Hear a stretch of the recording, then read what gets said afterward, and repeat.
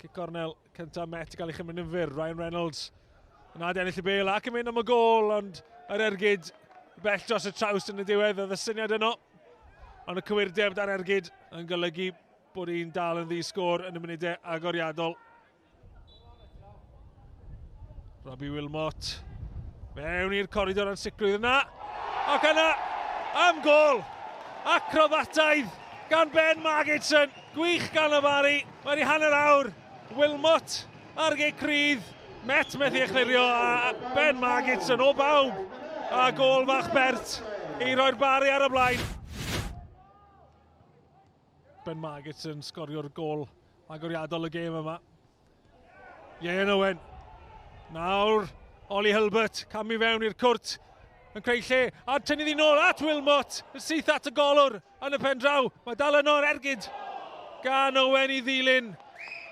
A chyfle da fyna i'r Barri trio mestyn i mantis nhw. Gwaith da gan Hilbert, anhunanol yn y diwedd yn ei roeddi ar blat i Wilmot, ond Wilmot methu curo Seeger yn y gol.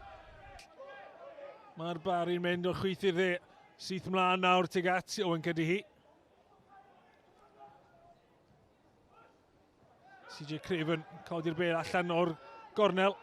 Ac Ian Owen yn mynd amdani.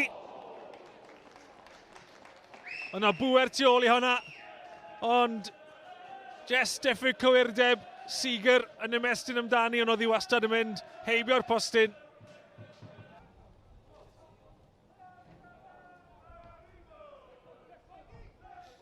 Wilmot codi'r bel uchel, Hilbert ar ras. Hilbert yn curo Joel Edwards. Mae Seeger allan o'r gol. Hilbert a cael y bel rhwng tu goesau fe, ond Chubb yno i gasglu.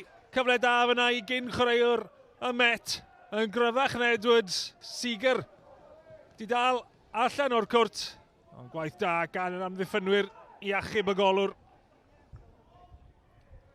Hilbert.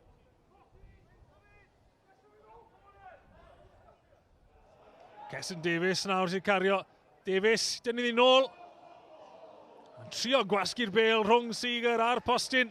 Seeger neu'n dda i godi'r bel dros y traws allan am Gic cornel. A'r Barri yn parhau i bwyso yn yr ail hanner yma.